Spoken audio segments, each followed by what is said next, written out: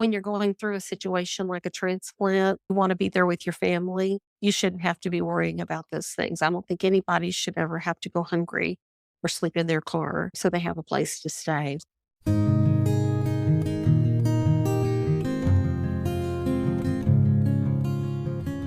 What is Amy's house? Where can someone find a place to stay while receiving a transplant in Central Texas? What can you do to help someone receiving a transplant? Welcome to Bereaved But Still Me. Our purpose is to empower members of our community. I am Michael Lieben and the father of 3 children, Idan, Sapir, and Liel. Liel, my youngest daughter, was born with a heart defect, and later she developed autism and epilepsy. Losing her at 15 is what has brought me here to be the host of this program. Our guest today is Phyllis Renfrow. She is the executive director of Amy's House, which is located in Temple, Texas, just minutes away from Baylor, Scott, and White Health Center. Transplant recipients are able to stay at Amy's House free of charge. Phyllis graduated from the University of Central Texas with a graduate degree in counseling in December of 1997. She has served in many roles over the course of her career, including 17 years as director at Baylor, Scott, and White Health. But it was an accident over the July 4th weekend in 2013 that actually led her to discover her passion for the transplant world and the people on both sides of that process. She lost her 13-year-old granddaughter, Monika, in a car accident when a distracted driver ran up on her daughter's vehicle as they were sitting stopped in traffic. In today's program, we're going to learn more about Phyllis, Amy's House, and some advice from Phyllis on how to help others dealing with transplants.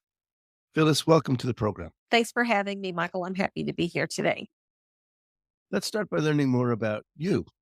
Can you tell us about your family, your children, and your grandchildren? Absolutely. I'd love to. I have 3 grown children, and my husband also has 3 grown children. So we have half a dozen together. I have 10 grandchildren. My husband, Joe, lost his late wife to a heart attack and donated her organs.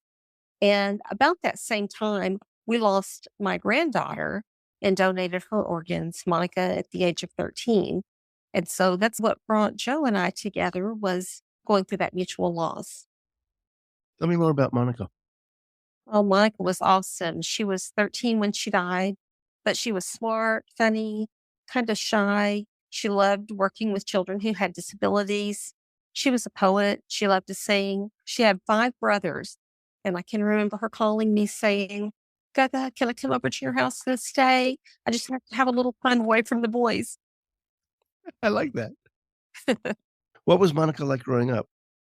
Monika was a really good kid growing up. She was a little bit shy, but having 5 brothers, she was always on her toes. She liked to do so many things. She was just stellar in school. She was a cheerleader when her brothers were playing football, and always had a great time, had lots of friends. But a couple of the things that really struck me the most about Monika was just the kindness within her. I often say Monika was an old soul because her wisdom and her intellect, I think, went far beyond her years. How did you see that? What makes you decide when somebody's an old soul? I love that term. How do you see that? I can remember one time in particular when I was talking about a child that was in our family and how they were being terrible. And Monika said, Gaga, they won't be little forever. One of these days they'll be grown up. Like, she was funny. I can remember taking her out one day, and I used to always take her out to have her nails done and her toes done. And there was some kids there and they were acting up. And she said, Gaga, you'd beat us half to death if we acted like that. I said, yes, I would. Only halfway. That's good. She sounds like she was a real pleasure to be around. She was just joyful, and she mixed with children. She mixed with adults. She just was a kind soul. Kids sometimes are like that. I noticed that especially with my older daughter. She was maybe 5 years old, 7 years old. And depending on who she was with, she would become them. So suddenly she was an adult. And she'd sit upright with her legs crossed and her hands would flop. And she was like being older. I'm assuming that you saw that with Monika from time to time. Absolutely. Absolutely, I did. And I said she's kind of like a chameleon, but always very appropriate. When we would go to school with the boys and they would be talking about how the boys were acting out in class, and we would say, does Monika talk? And they would say, appropriately. What was it like being around with her? Just in general, I assume that you got to babysit everybody and all those boys and her. What's that kinda like when they're all together in one place? I did. Actually, when Monica was young, their family lived with me. And so she lived with me when she was born. She came home to my house from the hospital. That's nice. Yeah, we had a different relationship, but she was just the type of child she never wanted to hurt anybody's feelings. She didn't want anybody to be left out. In a lot of the poems that she wrote, she would talk about those things and she would talk about helping people to fit in. Some of the most fun things I remember is I would take her shopping and buy her clothes, and her teacher would say, "Oh, Monica, you look so nice." And she would say, "You have to thank my Gaga because she's the one that picks out all of my clothes." Is that maybe getting ready to blame somebody if it doesn't work? Maybe it was. It could have been. I like that. What was she like with her brothers? Did they turn her more boy-like, or did she try to act girly around the boys just to sort of be a contrast? Yeah, she wasn't a girly girl. I think that is because when you have 5 brothers, you're not a girly girl, Well, but, you don't see it anywhere, yeah. but she mixed in with her brothers fine. She would get frustrated with them, of course, and those are times after they had moved out and they were living in their own home, and she would call me and say, "Gaga, can you just come over and get me?" And sometimes she would be crying. She'd be so frustrated, and I would say, "Yeah, is everything okay?" And she said, "Yes, but I just can't deal with the boys anymore." I remember one time Monica's cat was dying and it was really Mm. sick. And she called me one morning on the phone. It was probably like 6 in the morning. And she was crying and she said, "Gaga, can I borrow $90?" And I said, "Yes, but what do you need $90 for?" And she said, "Because look, he's really sick, Gaga." So my daughter took Monica and her cat to vet that morning before she took them to school. Right. And the vet's like, "Well, we could do this. The cat's probably got cancer, but we could do some tests on it." And my daughter's shaking her head no. And Monica's, "Okay, thank you. That would be great." Yep. As a parent and a dog owner, I know exactly where your daughter was on that moment. I know my daughter said, "Oh my gosh," she said, "I wanted to just choke the vet to death because they were saying these things. And there was no way I could tell my baby girl who's standing there crying, no, we're not going to do this." Yeah, yeah. We had a very similar experience when my dog she had tumors, which they decided to remove, which was, I guess, okay with me, but I said we weren't going to do any more than that. No more surgeries after that, and certainly no more debilitating treatments if anything were to happen to her. Meanwhile, that was years ago, and she's fine. But I remember what it was like when the kids were saying, like, "You're gonna fix this, right?" Yeah. One Saturday, we went to the vet and I was going to take my cat in to have its shots given to it. It was a new kitten. And when you go to the pound, you never get one. You always go home with 2 animals. And "Oh, so really? we always No one told me because no, that." you can't leave the brother or sister there by themselves. Oh, And so we went into the vet, and this particular veterinarian's office, the dogs and the cats went in the same door. And so, of course, as soon as we got in, the cat's back was arching and she was hissing. And Monica said, "Gaga, you better let me hold her. She's fixing to tear you up." oh my goodness. Now, on a somewhat more somber note, Monica and her mother had a special interaction that foreshadows her destiny. Can you tell us about that? Absolutely. A couple of things happened actually before Monica got in the accident that day. First of Sure. all, she wrote a letter to her friend on Facebook and she said, "I dreamed that I had an accident and I was Oh, killed." And her friend said, "Didn't that scare you?" And she said, "No, I dreamed that I died saving Bibi, which was the highest honor." And in fact, that morning we gone on a family vacation. We were in 2 cars. And when we left, the boys were fighting. And so she had traded places with Brendan to separate the boys. And gosh. he wanted to trade places back, but she wouldn't let him trade. And she was where he had been previously setting. And then the second thing, she wrote a poem about death. And it was just one of the strangest things that she did that before we went on vacation. And it said, "I lay silently down from a slumber I will not awake.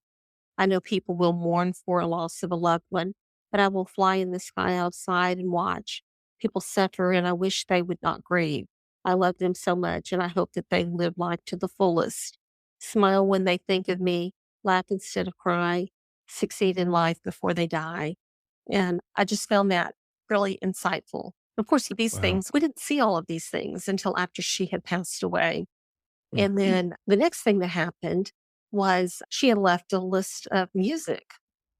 And it was actually the songs that we had played at her memorial, and they were songs that were very appropriate for such an occasion.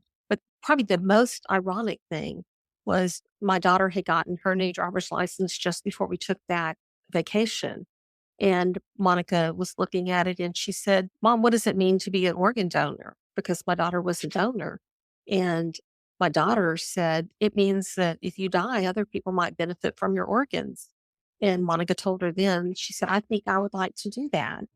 And little did we know that just a few weeks later, my daughter Lori would be making the decision to honor Monica's wishes and to donate her organs. You are listening to Bereaved But Still Me. If you have a question or comment that you would like addressed on our program, please send an email to Michael Lieben at michael@bereavedbutstillme.com. That's michael@bereavedbutstillme.com. This content is not intended to be a substitute for professional medical advice, diagnosis, or treatment. The opinions expressed in the podcast are not those of Hearts Unite the Globe, but of the hosts and guests, and are intended to spark discussion about issues pertaining to congenital heart disease or bereavement. Phyllis, we were talking about how your granddaughter passed away from a car accident and how she'd already told your daughter that she wanted to be an organ donor. Can you tell us why it was important to your daughter to decide to be an organ donor and whether or not your family was touched by transplant prior to Monica's passing? You know, we never really talked about it that I can recall. And Mm. I don't know of anybody in our family who ever had a transplant or needed one, but I'm really not surprised that Lori was a donor. I know I've always been a donor. And it was a big deal when I worked at the hospital. So it never occurred to me to not be a donor.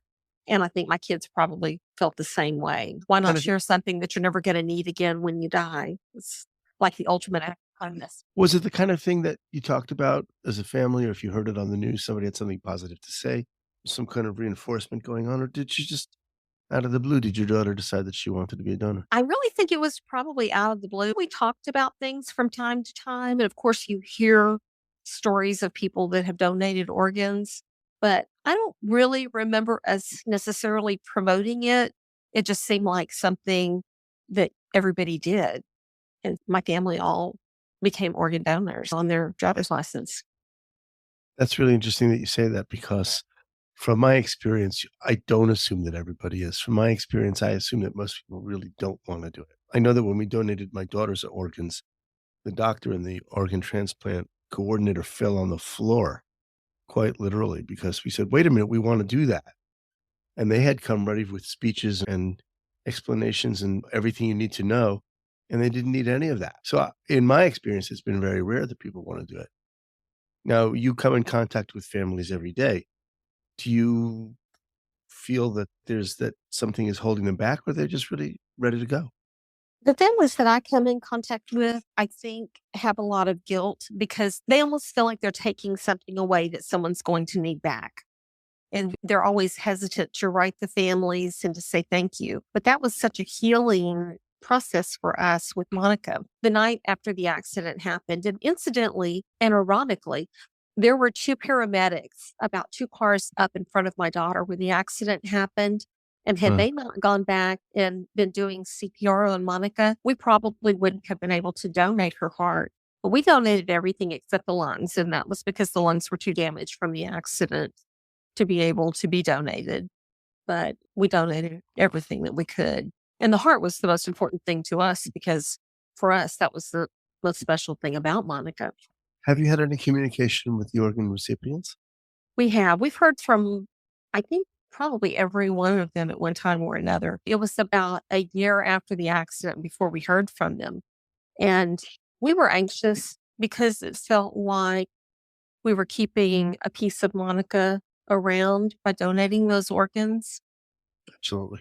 When we started hearing from people, we heard from a girl and the muscles in her legs had deteriorated and she was able to receive some donation from Monica and regain her mobility and be able to be active in school. And then there was a young man who was sick and he got some organs from Monica. But it was really the lady that got her heart that kind of touched us so much. And we've stayed in contact with her for 9 years now. She was actually a trauma care nurse in Hawaii.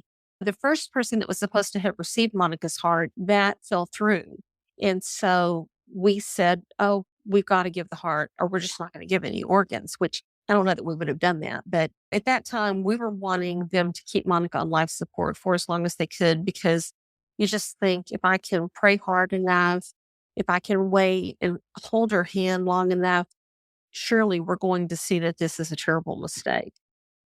You think if you are a good enough family that those things don't happen to you, but we know that death can happen to anybody. And we waited for them to find another recipient, and it just happened to be a lady named Leslie that is a trauma care nurse in Hawaii. And she had spent her whole life taking care of families like ours.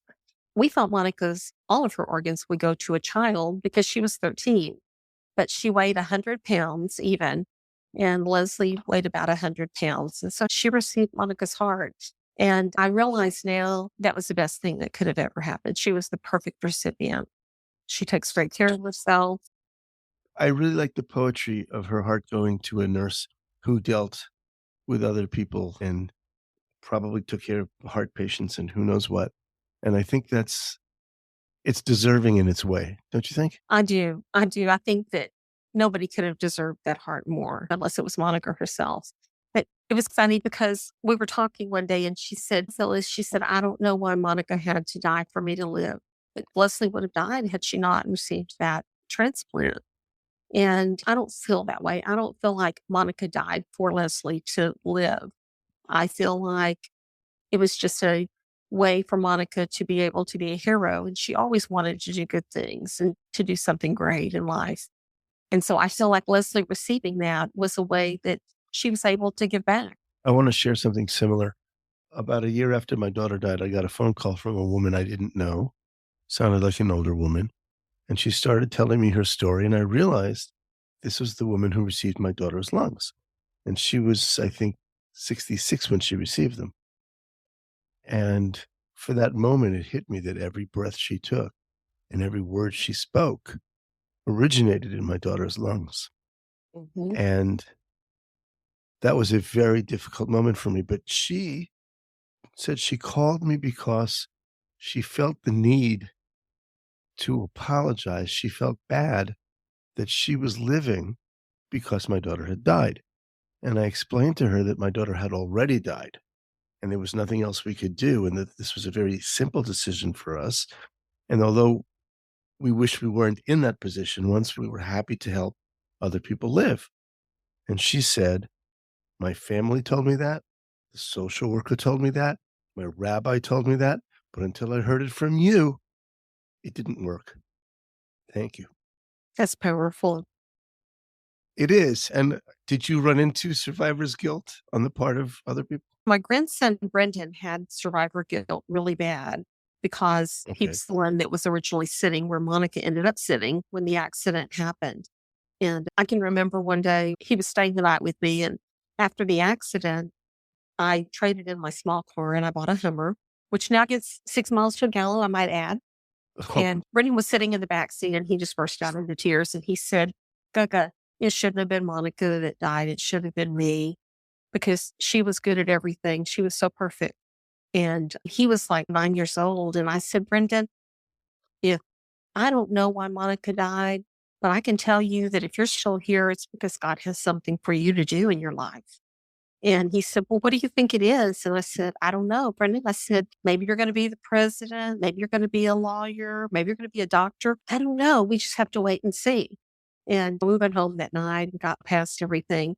And then about 2 or 3 days later, he called me and he says, what do you think it is? And I said, I don't know.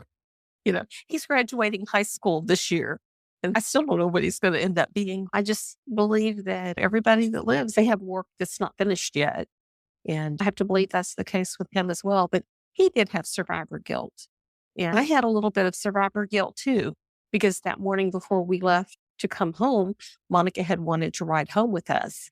And I said, no, we would catch up when we got into town. And I think you always look back and you think, gosh, what if things had been a little bit different? If one thing had happened differently, would it have changed everything? If you've enjoyed listening to this program, please visit our website, heartsunitetheglobe.org, and make a contribution. This program is a presentation of Hearts Unite the Globe and is part of the Hug Podcast Network. Hearts Unite the Globe is a nonprofit organization devoted to providing resources to the congenital heart defect community to educate, empower, and enrich the lives of our community members. If you would like access to free resources pertaining to the CHD community, please visit our website at congenitalheartdefects.com for information about CHD, hospitals that treat CHD survivors, summer camps for CHD families, and much, much more. Phyllis, you are now the executive director of Amy's House. Tell us more about what this nonprofit organization is and how it came to be. Thanks, Michael. Amy's House is actually named after Amy Henderson Firth, who died in November of 2012.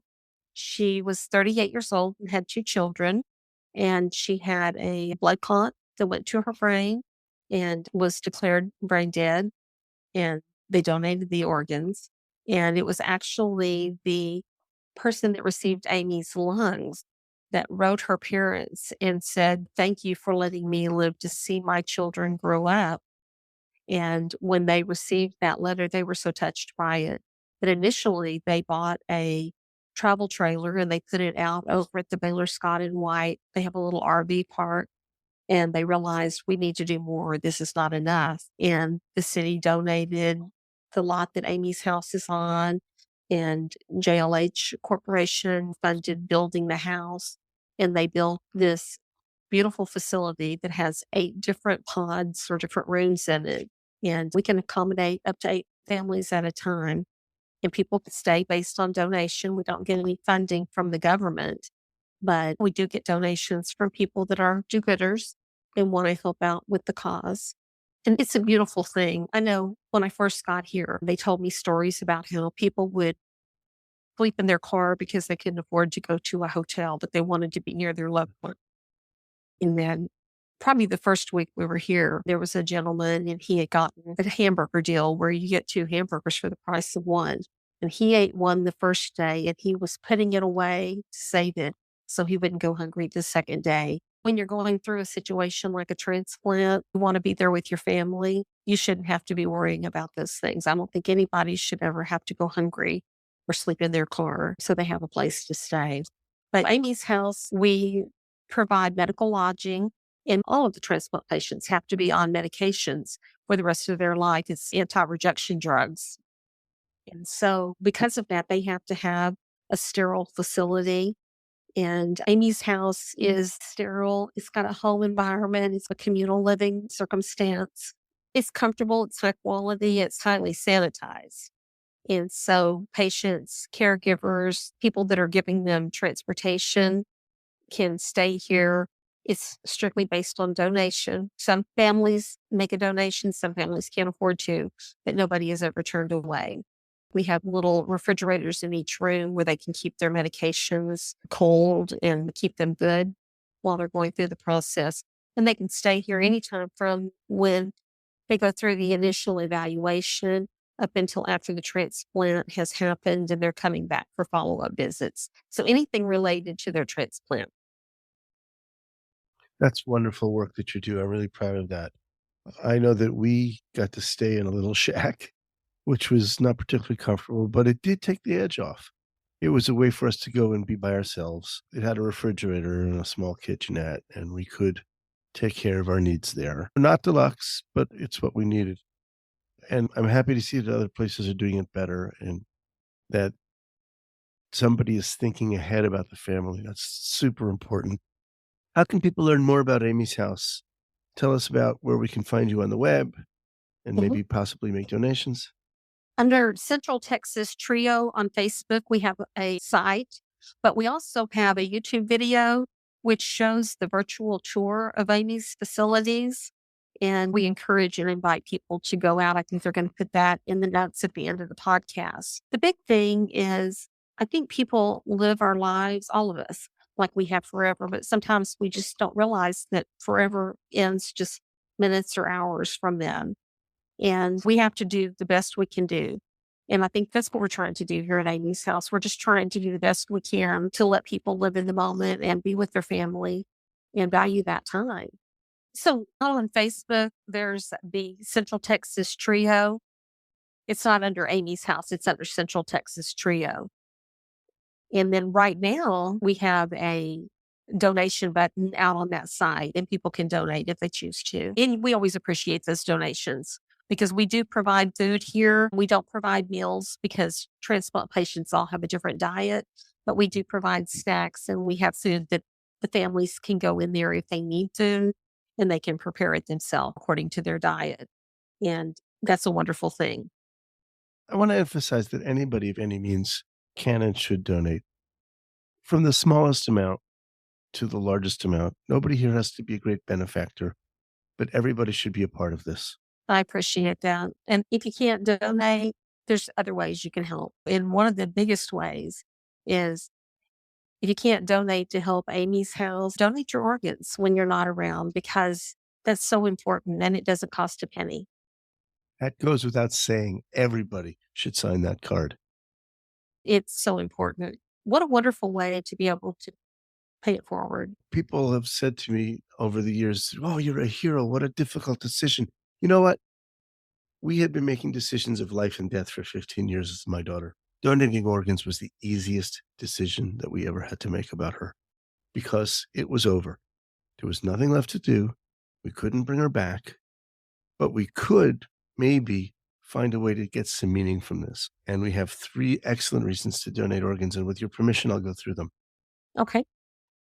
Number 1, saving a life is the highest thing a human can do. If you save a life, it's as if you saved the world. That's 1. Number 2, there is no better way to memorialize somebody immediately and so completely than to have those organs living in somebody else who otherwise might have died. And 3, any part of your loved one that can still walk around on this earth should do so. That's it. That touches me so deeply, Michael, because that's exactly how I feel. That's what brought me to Amy's House was we donated Monika's organs. And then when they were looking for somebody that had a counseling background, they said, we love the fact that you have experienced this and you know what the families go through. But donating the organs is only part of that circle because somebody has to donate them. And then it takes a whole team to be able to make those matches and to line everything up and have everything just in pristine condition. And then it takes the person receiving the organs taking great care of themselves and appreciating the gift they were given, making the most of that. So it's all such an important process. But I can't tell people enough how many people there are that are waiting for organs and how sad it is to hear somebody come in and say, I've been waiting for a kidney for 8 years because every moment that they're on dialysis is just chipping away a little bit more of their life when people could be living good, meaningful lives. It's important. Yeah, I totally agree with that. And I would share one last story. One of the women that we saved that night, we saved 4 women. One of the women we saved was a 7-year-old girl on dialysis. She needed a kidney. And the doctors had just told the mother, it's just not going to happen for you. We don't have it. We're not going to find it. And they were getting ready to take her home and just love her and be with her. She was 7.5 years old. And they were going to say goodbye. But even then, hope springs eternal. And like the cavalry over the hill, we came by. So you never know how these things will play out. You never know.